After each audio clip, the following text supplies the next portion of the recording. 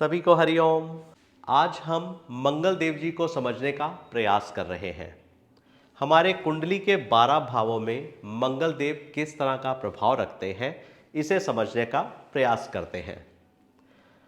हमारे मंगल देव, जिन्हें भूमि पुत्र कहा जाता है, कहते हैं भगवान शिव के त्रिनेत्र से एक अग्नि निकली थी जो कि धरती पर जाकर गिरी थी, और तब धरती के गर्भ से भगवान मंगल देव जी का जन्म हुआ था।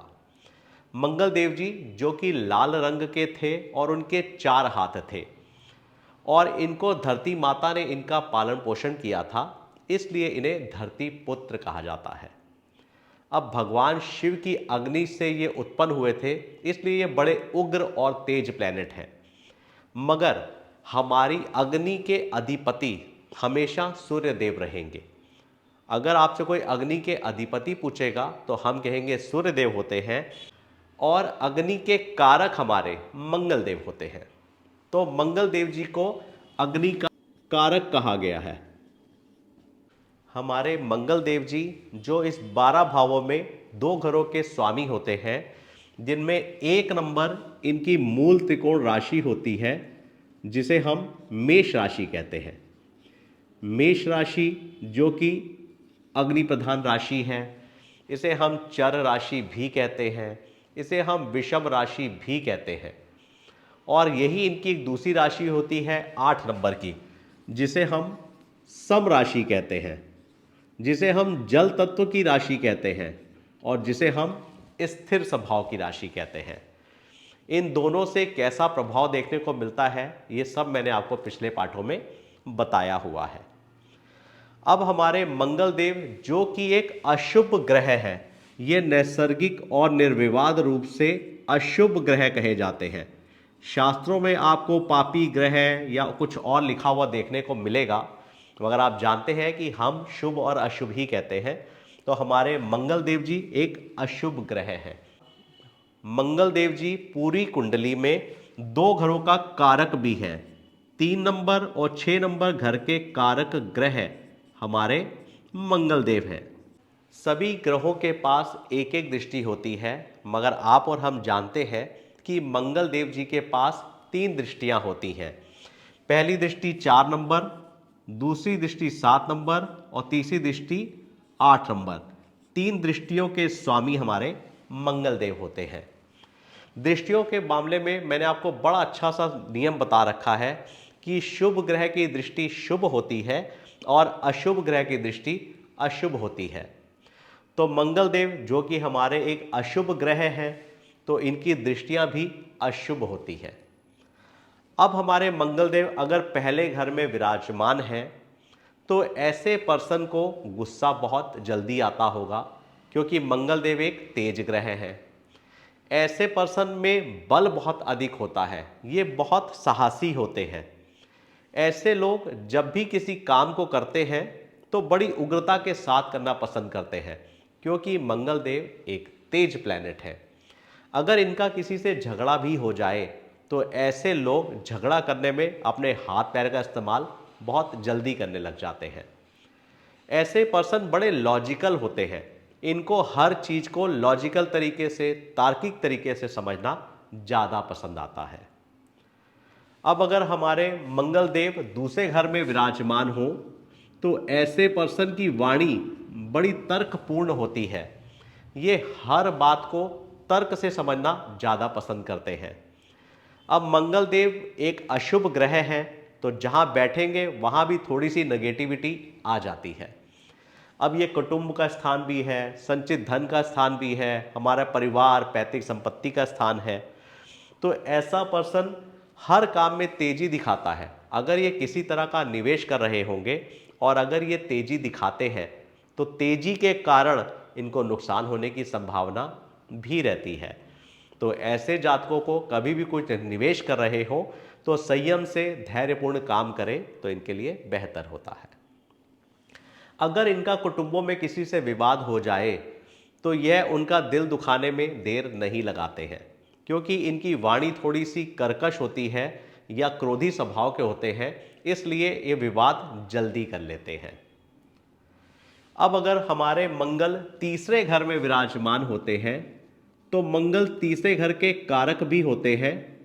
तो कारक की अवस्था के बारे में मैं आपको बाद में जरूर बताऊंगा, मगर अभी तीसरा घर 6 नंबर, 10 नंबर और 11 नंबर, जिसे हम उपचय स्थान कहते हैं, ये सेल्फ मेड होता है।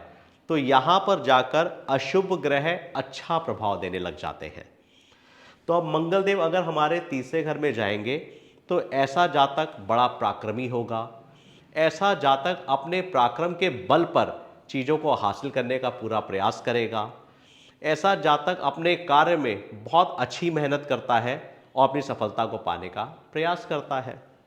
मगर अब मंगल देव तीसरे घर में बैठे हैं तो नेगेटिविटी कुछ तो देंगे ही देंगे। तो ऐसे पर्सन का अपने भाई बहनों के साथ थोड़ा सा मनमुटाव रहता है।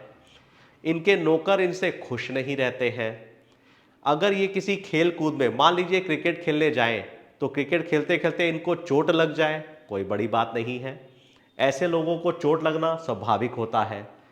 ऐसे पर्सन खेल खेल में एक दूसरे से झगड़ा करना शुरू कर दे, ये सब मंगल के प्रभाव होते हैं। अब अभी मैं आपको दृष्टियों के बारे में नहीं बता रहा हूं। जब हम दृष्टियों की बात करेंगे तो मंगल देव जी की दृष्टि कहां कहां पड़ती है हम उसे भी समझेंगे। जैसे अगर मंगल तीसरे घर में है तो इनकी पहली दृष्टि यहीं से चौथे घर में, 1 2 3 4, तो इनकी पहली दृष्टि 6 नंबर घर पे पड़ेगी।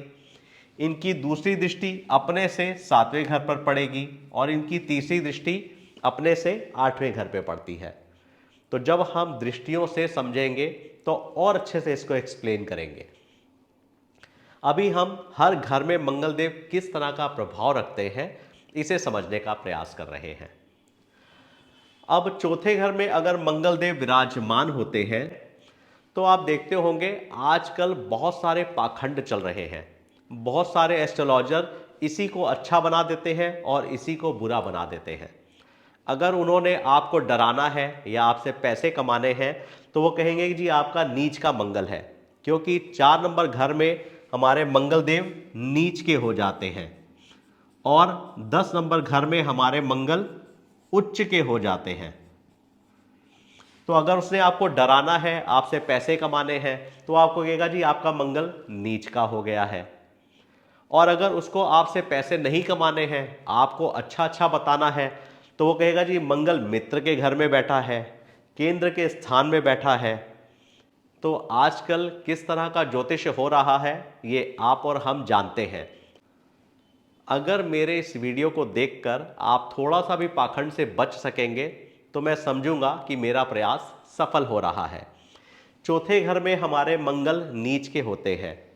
नीच और उच्च से बहुत प्रभाव नहीं पड़ता है। अब मैं कहूँगा कि केंद्र से चौथा घर मंगल देव का है, ये अपने मित्र के घर में विराजमान है और ये भूमि पुत्र है, तो ये चौथे घर में अच्छा रिजल्ट देते हैं।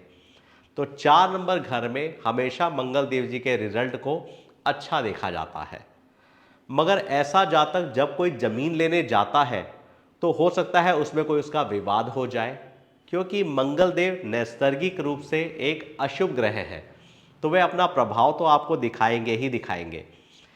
ऐसे जातक की माता को थोड़ी सी बीमारी का सामना करना पड़ सकता है, हो सकता है उन्हें कोई कष्ट या बीमारी हो जाए।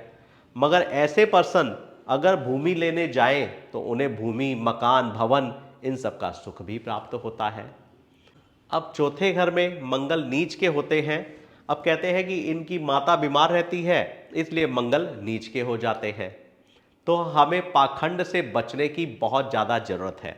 अगर हमारे मंगल देव जी 5 नंबर घर में विराजमान होते हैं तो 5वें घर में मंगल जो कि सूर्य की राशि में आ जाते हैं, अगर मैं इसे काल पुरुष की पत्रिका मान लूं तो ये 5 नंबर घर जिस सूर्य देव जी की राशि है, तो यहाँ पर इनका तेज और बढ़ जाता है। तो अगर ये किसी महिला की पत्रिका हो तो ऐसी महिला को पहली या दूसरी संतान में एक मिसकैरेज जरूर होता है।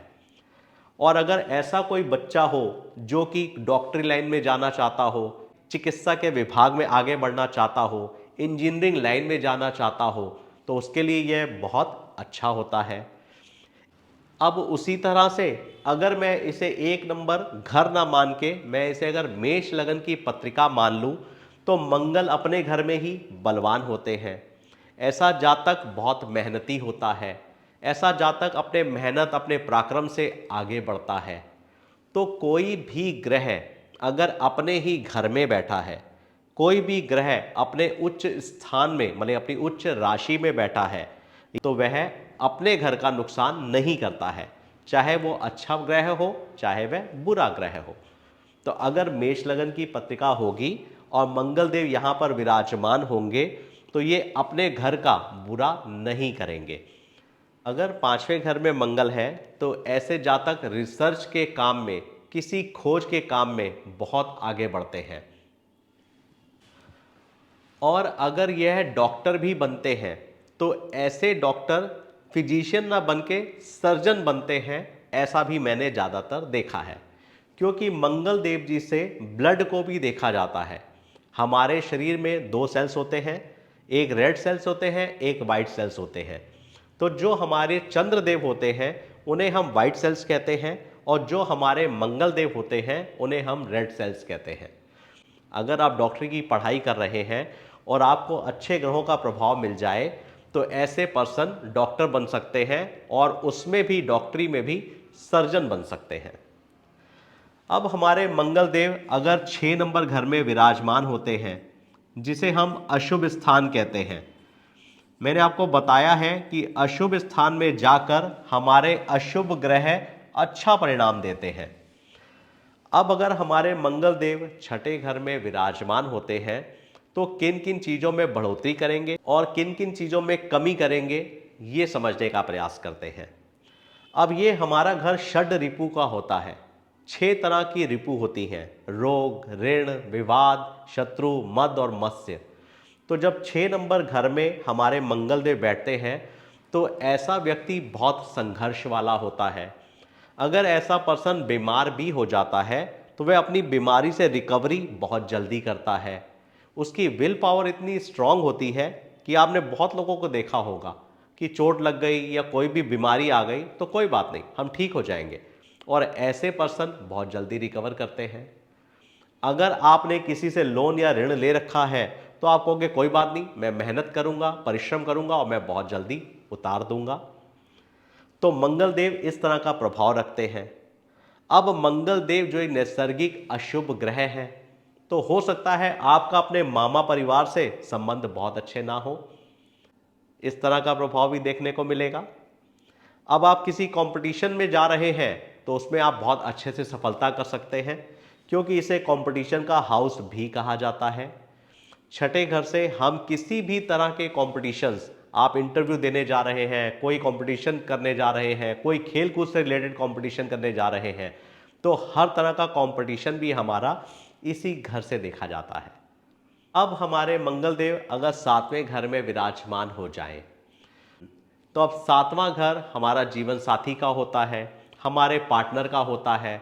इससे हम पार्टनरशिप भी देखते हैं, अपने पार्टनर के रंग, रूप, गुण, उसके व्यवहार को भी यहीं से देखते हैं। अब मान लीजिए ये पुरुष की पत्रिका है और ये उसका 7वां घर उसकी पत्नी हो जाएगा। अब 7वें घर में मंगल देव विराजमान है, जो कि शुक्र की राशि है। तो हो सकता है आपकी पत्नी की इच्छाएं इतनी बढ़ जाएं कि जिसे आप पूरा ही ना कर पाएं, क्योंकि शुक्र हमारी कामनाओं का होता है। अब कामनाओं के घर में मंगल देव विराजमान होंगे तो हमारी कामनाओं को बढ़ा देंगे। ऐसे जातक की पत्नी को गुस्सा बहुत जल्दी आ जाता होगा, बात बात में वो झगड़ा करना शुरू कर देती होंगी। अगर आपकी किसी के साथ पार्टनरशिप है, तो पार्टनरशिप ज़्यादा लंबी ना चले, उनसे कोई झगड़ा हो जाए और आपकी पार्टनरशिप टूट जाए। आजकल आपने एक मांगलिक दोष के बारे में बहुत सुना होगा, क्योंकि कुंडली में बहुत बार कहा जाता है कि लड़का या लड़की को मांगलिक दोष लगा हुआ है। हमारी कुंडली में जब 5 घरों में मंगल देव विराजमान होते हैं, तो जातक को बोला जाता है कि इसे मांगलिक दोष है। 1, 4, 7, 8, 12 अगर इन 5 घरों में मंगल देव विराजमान है, तो आपको पंडित जी लोग बताते हैं कि ये मांगलिक है। मांगलिक दोष होता क्यों है, मैं आपको आज क्यों बताने का प्रयास करता हूं। जब भी मांगलिक दोष लगता है तो वह हमारे कुटुंब स्थान को और हमारे लाइफ पार्टनर के स्थान को इफेक्ट करता है।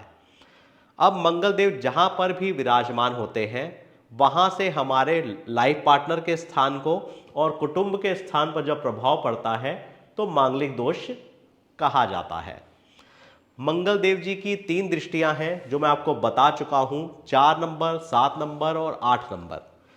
अगर हमारे मंगल देव जी पहले घर में विराजमान हैं तो उनकी पहली दृष्टि चौथे घर पे पड़ेगी।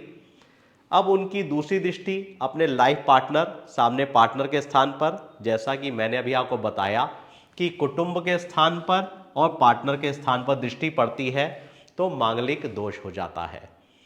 अब अगर 4 नंबर घर में मंगलदेव विराजमान हो तो उनकी पहली दृष्टि 1, 2, 3, 4 पार्टनर के स्थान पर पड़ती है, इसलिए इसे मांगलिक दोष कहा जाता है। अब अगर मंगलदेव जी को 7 नंबर घर में बिठाया जाए तो यहाँ मंगलदेव स्वयं बैठते हैं तो इसलिए मांगलिक दोष हो जाता है। और मंगलदेव जी की 8वीं दृष्टि 1, 2, 3, 4 पहली दृष्टि, 7वीं दृष्टि सामने अपने स्थान पे और 8वीं दृष्टि कुटुंब के स्थान पे पड़ती है। जब मंगलदेव जी की दृष्टि कुटुंब के स्थान पर पड़ती है तो वह उसे इफेक्ट करती है, वहाँ पर परेशानी देखने को मिलती है।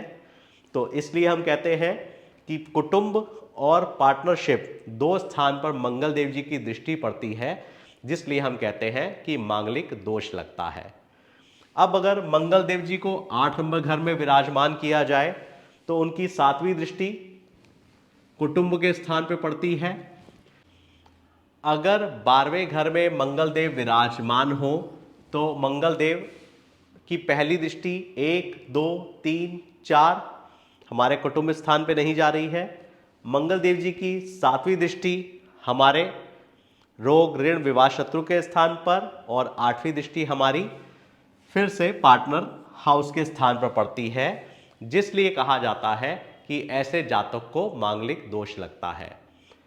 मगर मांगलिक दोष खत्म भी होता है और कब मंगल दोष बहुत अधिक प्रभाव रखता है और कब कम प्रभाव रखता है, इन सब चीज़ों की जानकारी भी मैं आपको जब मांगलिक दोष पे पाठ बनाऊंगा तो आपको बहुत अच्छे से दूंगा। आज आपको ये बताने का प्रयास था कि मंगल देव इन 12 घरों में किस तरह का प्रभाव रखते हैं। आज हमने पाठ संख्या 1 से लेके 7 तक ये जाना है कि मंगल देव किस घर में बैठ के किस तरह का प्रभाव रखते हैं और मांगलिक दोष होता क्या है और मांगलिक दोष किन कारणों से होता है, इसको भी समझने का प्रयास किया है। आज के लिए इतना ही। भगवान शिव शंभू जी की कृपा आप सभी पर सदा बनी रहे। सभी को हरि ओम।